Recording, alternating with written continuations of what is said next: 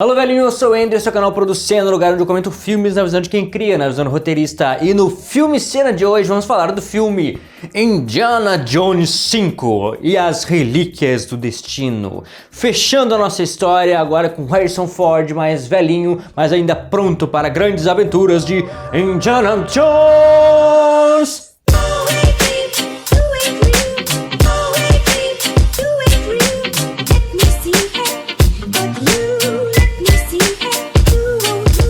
Dia 30 de junho foi lançado nos cinemas o filme Indiana Jones 5 e as Relíquias do Destino. E sobre a sinopse, os atores, eu fiz um vídeo de trailer cena comentando o trailer que eu vou colocar aqui em cima. E também falei sobre todos os outros filmes, esse é o filme 5. Então eu trouxe aqui no canal o filme 1, 2, o 3 e 4 pra gente poder acompanhar juntinho e chegar aqui no 5 já bem amparado, né, em toda a história do Indiana Jones. Então antes de falar do filme em si, eu quero pedir pra te se inscrever no meu canal. Se inscreve no canal, participa aqui, se inscreve também nas minhas redes sociais que temos aqui embaixo, temos muitas delas, me segue em todas elas, participa, comenta, esteja junto porque estamos chegando aos 1000 inscritos, falta tão pouquinho, então compartilha esse vídeo para alguém, compartilha para que eles possam vir ver o conteúdo que a gente traz aqui também, se inscrever, participar para a gente chegar aos 1000 inscritos e o YouTube nos levar mais longe para mais pessoas. Em algum momento também vai ter um link da comunidade Producendo aqui embaixo, onde vamos poder estar mais pertinho comentando sobre filmes e audiovisual. De que trata esse filme? Então é um filme sobre aventuras de caça ao tesouro.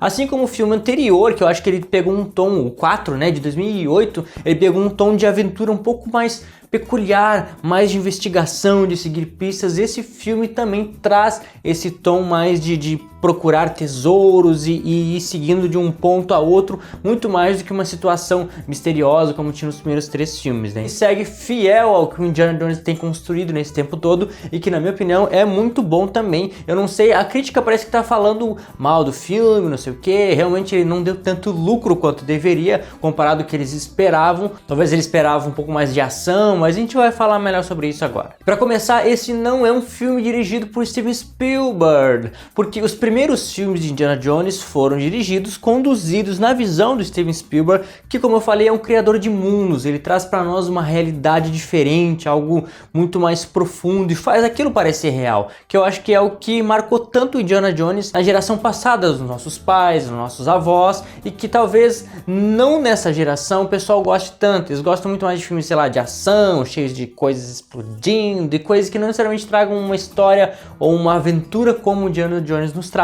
E sendo esse filme dirigido por outra pessoa, por outro diretor, ele perde um pouco, mas não tanto. Eu diria que ele consegue seguir legal assim a linha do Steven Spielberg, mas como o Steven criou e trouxe o Indiana Jones até aqui, só ele mesmo poderia fazer. Enfim, no início do filme mostra Indiana Jones mais jovem, 15 anos atrás, baseado mais ou menos naquele tempo do último filme que foi em 2008, onde ele estava mais novo, mais bonitinho, com a pele um pouquinho mais lisinha. E para fazer isso eles usaram bastante o efeito 3D, de conseguir fazer com que o rosto do eu dele antigo fosse seguir o rosto dele novo, que hoje já tá mais velhinho, ele tá com 81 anos e tá aí fazendo filme. Então eles fizeram com que ele parecesse mais novo graficamente, tanto ele quanto alguns personagens que apareceriam no tempo atual, quando o filme começasse a contar a história mais de agora, né? Mas nesse tempo de antigamente, eles trouxeram para contextualizar a gente do que aconteceria na história, porque a história não necessariamente tem a ver com as histórias anteriores, os filmes anteriores.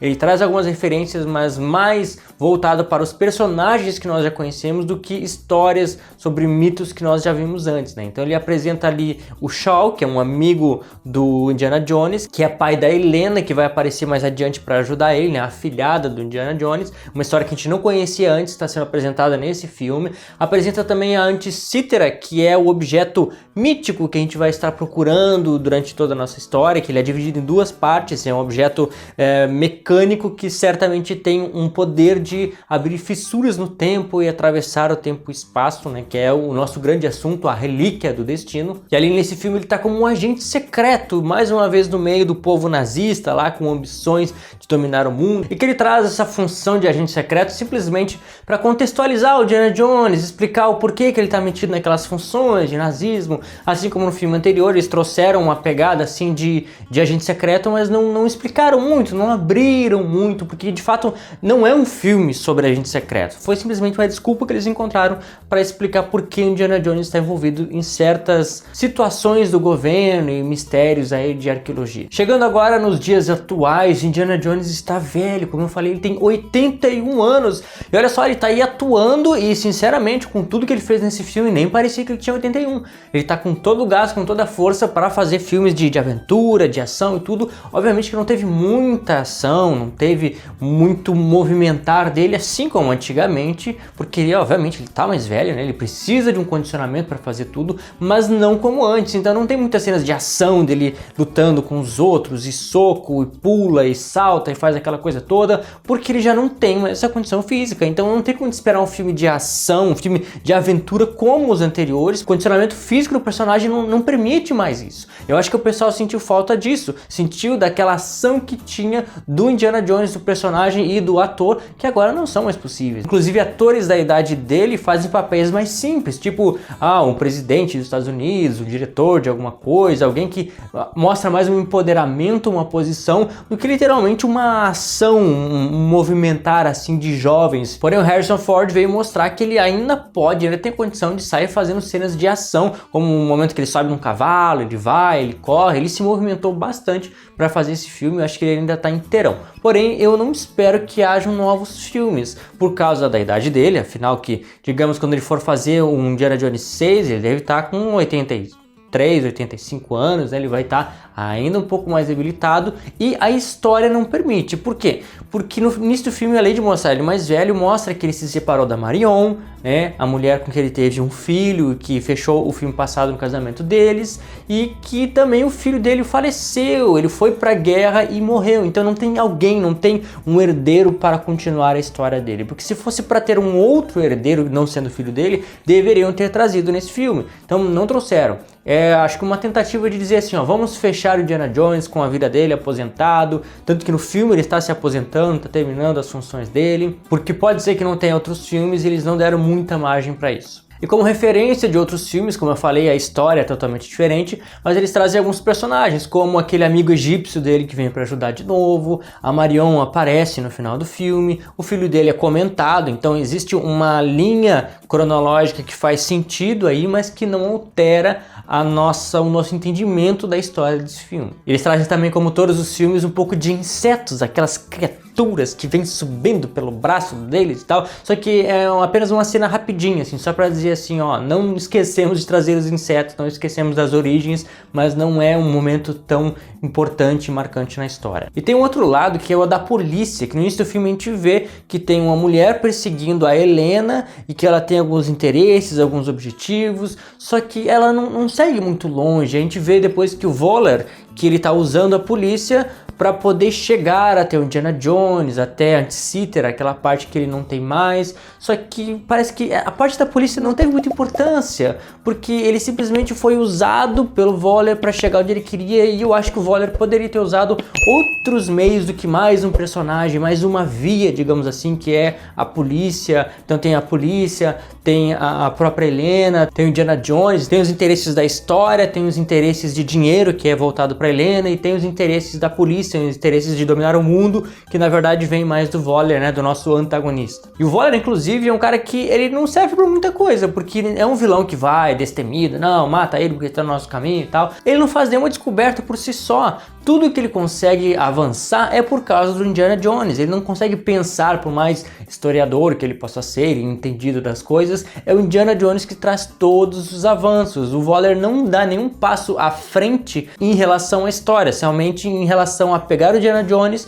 e aquilo que o Indiana Jones tem para poder seguir naquilo que já foi descoberto pelo próprio Indiana Jones, né? Ele mesmo não descobre nada. Então ele segue a sombra do Indiana Jones para chegar onde ele quer. Não é um vilão assim tão forte na nossa história no que ele poderia ser. E a Helena é uma personagem um pouco diferente, porque ela foge, falando da caracterização dela, do padrão americano de ser uma protagonista, né? As mulheres que acompanharam o Indiana Jones dos filmes anteriores têm um perfil um pouco diferente, um perfil mais americano, enquanto essa aí, não sei dizer exatamente de onde ela vem, mas talvez ela pareça um pouco francesa, né? Algo nesse sentido, porque ela é mais magra, mais alta, rosto afinado, ela tem uma cara mais, uma feição mais exótica, que eu acho que casou legal pro filme. No início eu achei um pouco diferente, um pouco estranho, porque a gente não tá acostumado a ver uma personagem assim, mas ela casou bem, eu acho que ficou bom o uso dela junto com Indiana Jones, com esse tema aí de aventura, de mistérios, arqueologia, investigação. E ela, como previsto, chega como uma amiga, uma conhecida do Indiana Jones, tudo mais, porém com seus interesses. Tanto que quando ela consegue a Anticítera que estava com o Indiana Jones guardado, ela sai correndo e diz: ah, era o que eu precisava, tchau, Deus, até mais, hasta la vista, perderte. Segue o rumo dela a fim de conseguir dinheiro, vender aquele artefato por muito dinheiro e seguir a sua vida assim, no meio da arqueologia, como o pai dela, só que conseguindo dinheiro e não história.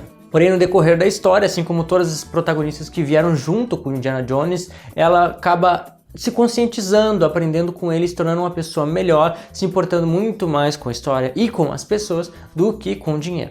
E sobre cenas de ação, que eu falei que tiveram menos, também teve um momento muito legal lá no Marrocos, onde o Indiana Jones estava ali dirigindo um carrinho de 3 rodas e subindo escada, descendo, girando para lá e para cá. É uma forma também de não usar muito o corpo dele como um instrumento de ação, mas usar objetos que fazem com que hajam cenas de ação, e que teve muito movimento nesse sentido, de aparecer uma perseguição frenética lá com aqueles carrinhos, e aí tem o pessoal do Waller atrás deles, tem ele com a Helena, depois a Helena sai para outro carrinho também, e vai um atrás do outro buscando pegar ali a Anticítera que estava com um, estava com o outro, né, e vai seguindo. É uma cena de ação e muito divertida também. Outra cena também é quando eles descobrem onde está a segunda metade da Anticítera, que é no fundo do mar, onde tem o que? Cobras aquáticas, que são enguias, na verdade, o nome delas, e sabemos que o Indiana Jones não gosta de cobras, então mais um momento de colocar ele dentro de um contexto que nós já conhecemos e esperamos que ele não se sinta agradável. Não foi uma cena tão tensa, não foi algo tão desagradável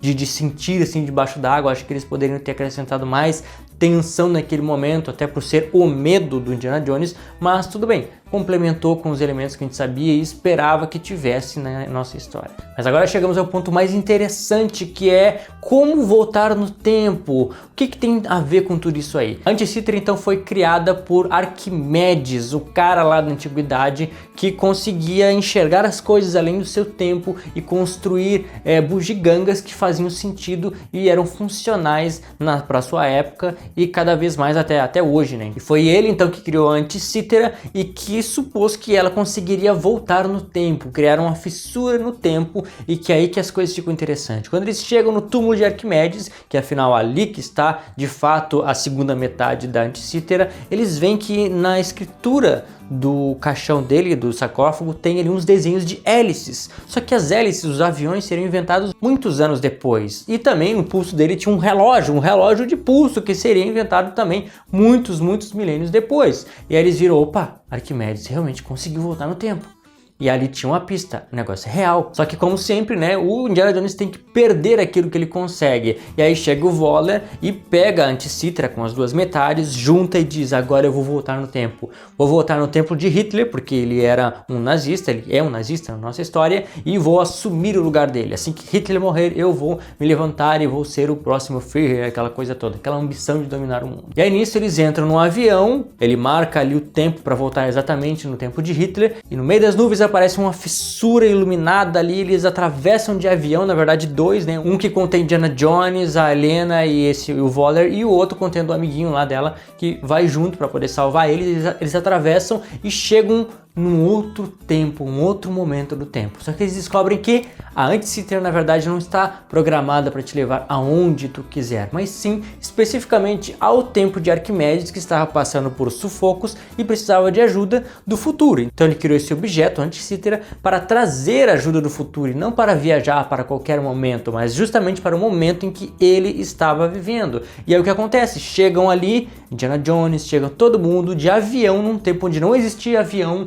não existia helicóptero, não existia nada dessas coisas que temos hoje, e ali que é criado o link onde o Arquimedes conseguiu o relógio que estava no túmulo dele e onde ele viu as hélices de aviões que para eles pareciam dragões, pareciam monstros no céu. E esse tempo em específico é 214 a.C., no cerco de Siracusa. E ali a gente vê os barquinhos dos romanos jogando bolas nos outros, e guerra por guerra, arco e flecha, espadas, escudos, juntos e guerra mesmo, eles conseguem presenciar a história. Inclusive ele chega a ver Arquimedes frente a frente, a falar com eles, já que ele entende um pouco dessa outra linguagem antiga. Eles conversam ali, ele pretende ficar, Indiana Jones, mas Helena vê que precisa dele, então eles voltam, não mostra eles voltando, não mostra como eles voltaram, simplesmente usar as coordenadas invertidas da Antícera para voltar com o avião do menino lá para o tempo presente, e assim estão de volta em casa no tempo atual. Indiana Jones reencontra Marion, que vê que ele está precisando de ajuda, que ele precisa dela, eles se reconciliam e ainda usa uma referência linda do primeiro filme, do filme 1, onde eles estão juntos, ainda jovens, passaram por algumas aventuras e ele está meio machucado, e ele diz, onde é que dói? Dói aqui, ela dá um beijinho aqui. Dói aqui, ela dá um beijinho ali. E eles fazem essa cena de novo, onde ela diz, onde é que tá doendo? Não, tá doendo aqui. Aí ele dá um beijinho aqui. Tá doendo aqui, dá um beijinho aqui.